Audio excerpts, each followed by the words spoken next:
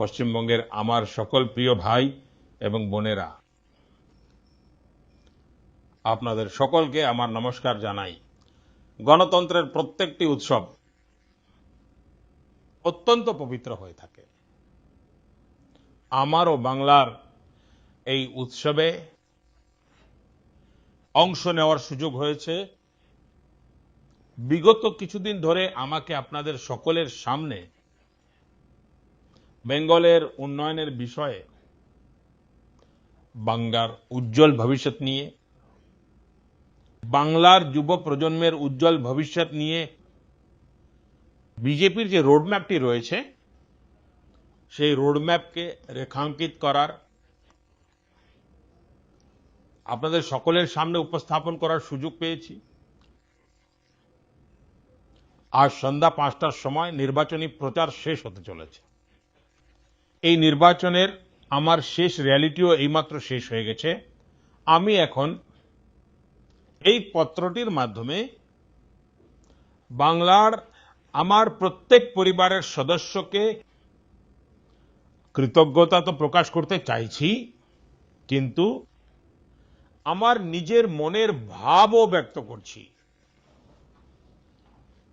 বন্ধুগণ, এই নির্বাচনী প্রক্রিয়ার সময় আমি বাংলায় এক অন্য ধরনের শক্তির অনুভূতি লাভ করেছি। এতটা গরম থাকা সত্ত্বেও, এতগুলি র্যালি করার পরেও আমার বাংলার এই নির্বাচনী প্রচার অভিযানে বিন্দুমাত্র ক্লান্তি অনুভব করিনি। এই সমস্ত র্যালি, এই সমস্ত রোড শো আমি অনুভব করতাম যেন আমার এক তীর্থযাত্রা হচ্ছে। আমি যখন মা কালীর ভক্তদের মধ্যে যেতাম,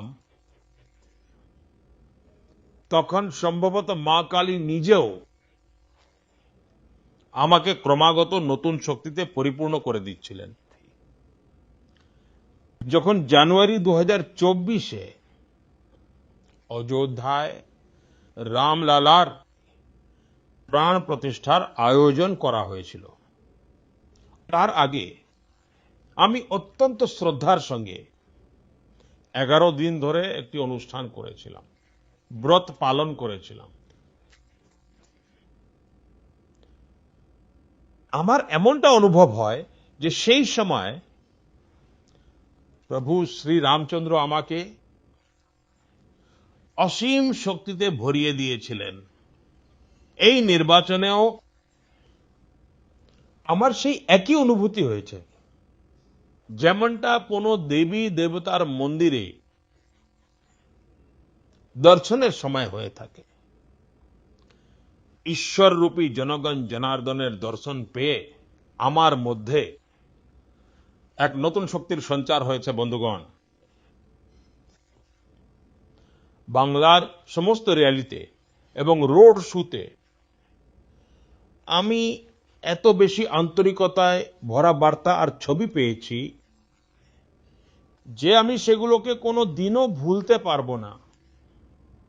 র্যালি এবং রোড শো শেষ হওয়ার পর যখনই প্রথম সুযোগ পাই, আমি রাত্রে খুব নিশ্চিন্ত মনে সেই ছবিগুলোকে দেখি। আপনার ভালোবাসায় ভরা বার্তাগুলো, আপনার পাঠানো চিঠিগুলো পড়ি আর নিজের উত্তরও লিখিয়ে নিই। সে যুবক যুবতীরাই হোক, বোনেরা হোক বা মেয়েরা হোক, গুরুজনেরা হোক, প্রত্যেক বয়স গোষ্ঠীর বন্ধুগণ, আপনাদের মধ্যে স্নেহের যে ভাবটি প্রকাশ পায়, যা আমি দেখি, অনুভব করি, আমি আজ বলতে চাই, এই আপনার ভালোবাসা, আপনার আশীর্বাদ আমার জীবনের আসল মূলধন।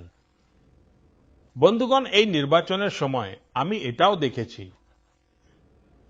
যে বাংলার যুব সমাজই হোক বা মহিলারা হোক, কৃষক হোক বা শ্রমিক হোক, প্রত্যেকেই বাংলার উজ্জ্বল ভবিষ্যতের জন্য, এক উন্নত বা বিকশিত বাংলার জন্য কতটা অধীর, কতটা আতুর। বাংলার যুব সমাজ এখন ভবিষ্যতের দিকে এগিয়ে যাওয়ার জন্য একটি উন্মুক্ত প্রাঙ্গণ চায়।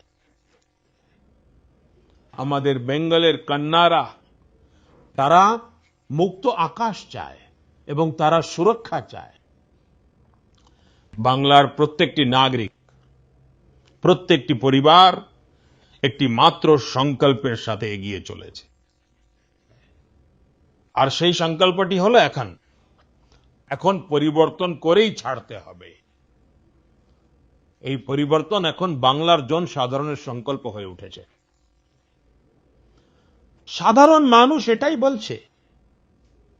অনেক ভয় দেখিয়েছেন, অনেক হয়েছে।